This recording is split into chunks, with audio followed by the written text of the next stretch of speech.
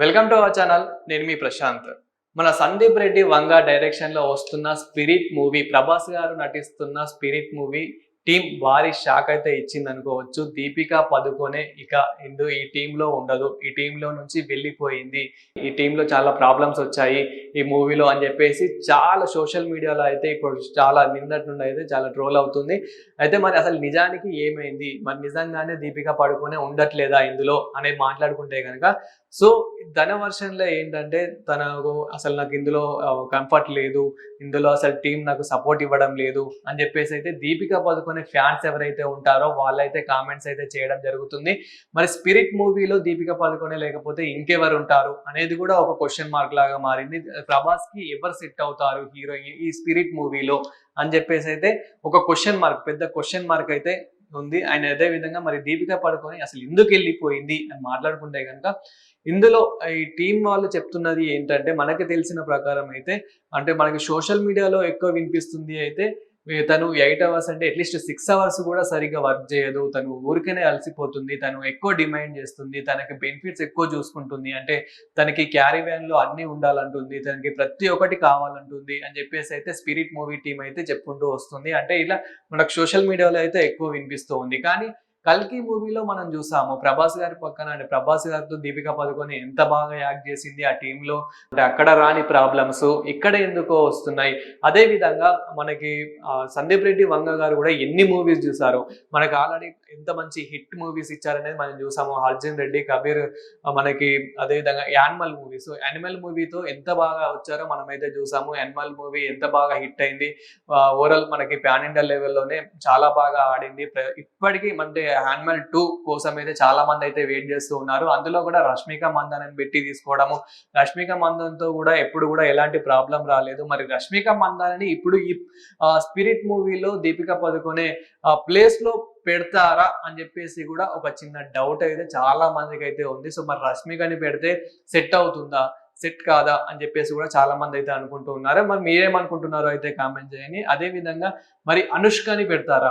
So అనుష్కని, ఎందుకంటే ప్రభాస్ గారి పక్కన చాలా మంది ఇప్పటికీ కూడా అనుష్కనే ఎక్కువ మంది అయితే ఊహించుకుంటూ ఉంటారు, అనుష్కనే పెడతారు అని చెప్పేసి అయితే అప్పుడే మనకి మీమ్స్ అయితే చాలా వస్తూ ఉన్నాయి. మరి సోషల్ మీడియాలో అయితే చాలా అయితే ట్రోల్ చేస్తున్నారు. దీపికా పడుకొని అసలు మరి ఎందుకు మానేస్తుంది అని ఇంకా అనుకుంటే కనుక, తనకి టైంకి ఉండదు, ఎక్కువ బెనిఫిట్స్ ఎక్కువ ఇలాంటివి ఎక్కువ చూసుకుంటుంది, తను టైంకి రాదు అండ్ తను ఊరికనే అలసిపోతుంది అని చెప్పేసి అయితే సందీప్ రెడ్డి వంగ గారే వద్దు ఇంకా నువ్వు నాకు అని చెప్పేసి ఇలాంటివి కూడా వినిపిస్తూ ఉన్నాయి. కానీ అంటే ఒక డిసిజన్కి వచ్చే ఒక టీంలో ఫస్టే అగ్రిమెంట్ అయితే చేసుకుంటూ ఉంటారు, ఈ టైంకి రావాలి, ఇన్ని డేట్స్ అయితే ఉంటాయి, సో ఇలా ఉండాలి అండ్ మీ రెమ్యూనరేషన్ ఇంత అండ్ ఇలా ప్రతి ఒక్కటైతే ఇలా ఉంటుంది. అయితే ఇవన్నిటిని క్రాస్ చేసుకొని ఒక్కొక్కసారి టైమ్స్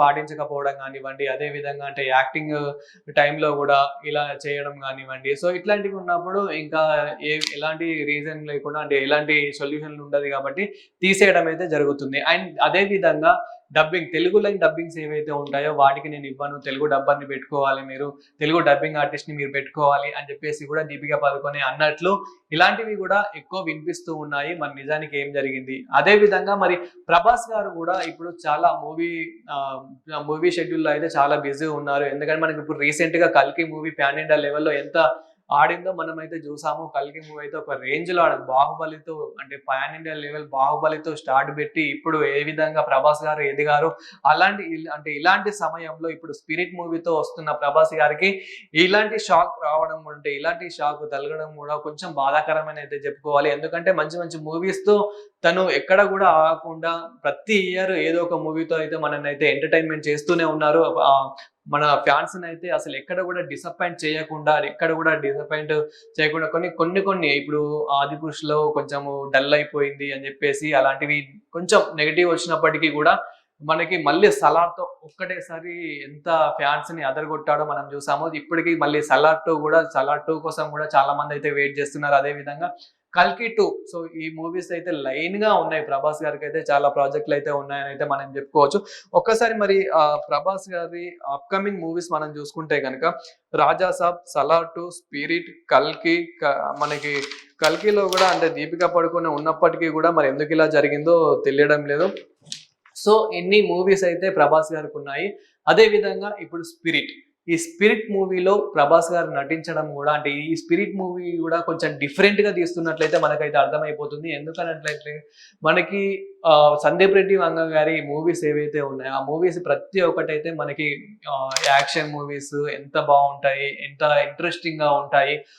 ఏది తీసినా ఇప్పుడు 'అర్జున్ రెడ్డిని' మనం తీసుకుందాం. అది పాన్ ఇండియా లెవెల్ కానప్పటికీ సో 'అర్జున్ రెడ్డిని' మనం చూసుకుంటే గనక ప్రతి ఒక్కటి లైఫ్‌లో ఏ విధంగా జరుగుతుంది, లైఫ్‌లో అంటే సేమ్ మన సిట్యుయేషన్ మన లైఫ్‌లో జరిగిన ఈ విధంగానే తనైతే చూపించడం అయితే జరుగుతుంది. ఒక స్టోరీ లాగా అందులో జీవిస్తున్నట్టు చూసినంత సేపు అందులో జీవిస్తున్నట్టు అనిపిస్తుంది. 'యానిమల్' మూవీలో కూడా ఒక తండ్రిని ఒకడేమైనా చేస్తే అప్పుడు కొడుకు ఏ విధంగా రియాక్ట్ అవుతాడో సో అతన్ని అప్పుడు అసలు అతని లోపల ఉన్న ఇప్పుడు అందులో కూడా మనం చూసాం 'యానిమల్' మూవీలో హీరోని వాళ్ళ అక్కని ఒకడు ఏడిపిస్తే హీరో ఎలా రియాక్ట్ అవుతాడు. సో రియాక్ట్ కావాలి.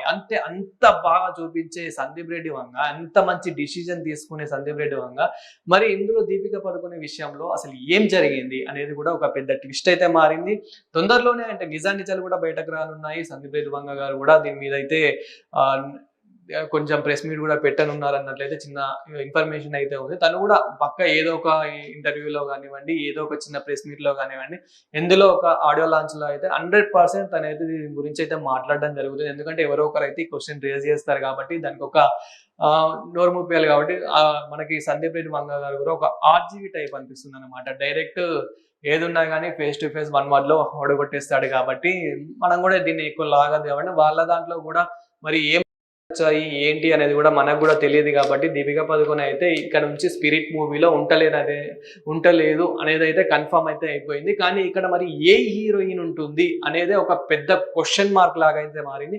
మరి ప్రభాస్ గారి పక్కన ఏ హీరోయిన్ ఉంటే బాగుంటుంది అనేది అయితే మరి మీరు కామెంట్ చేయండి. అదే విధంగా మరి స్పిరిట్ మూవీ ఏ విధంగా ఉండబోతుంది, దీపిక పదుకొనె లేకపోతే ఇంకా ఏ విధంగా ఉండబోతుంది అనేది మనం మాట్లాడుకుంటే కనుక మోస్ట్లీ మనకి మూవీ అంతా ఎక్కువ నడిచేదంతా హీరోతోనే. అంటే మనకి కొన్ని హీరో లేని మూవీస్ అయితే ఉన్నాయి. అవి పక్కన పెడితే కనుక హీరోస్ ఉన్న మూవీస్ లో అయితే మోస్ట్లీ మనకి హీరోతోనే ఎక్కువ మూవీ రన్ చేస్తారు కాబట్టి మరి ఇంతకు ముందు జరిగిన షూటింగ్ లో దీపిక పడుకునేతో జరిగిన కొన్ని షూట్స్ అయితే అవి ఉన్నాయి కదా, మరి ఆ షాట్స్ లో మరి ఎలా కవర్ చేస్తారు అని అంటే కనుక అవి మెయిన్ ఏవైతే హీరోయిన్ తో తీసిన ఏవేవైతే ఉన్నాయో సో అవన్నీ ఒక్కటి కట్ చేసుకొని అవి సందీప్ రెడ్డి గారికి అంత పెద్ద విషయం అయితే ఏం కాదు. సో కొత్త హీరోయిన్ అయితే తీసుకొని ఉన్నారు తొందరలోనే. మరి ఆ కొత్త హీరోయిన్ ఎవరు అనేది ఒక పెద్ద ట్విస్ట్ లాగా అయితే మారింది.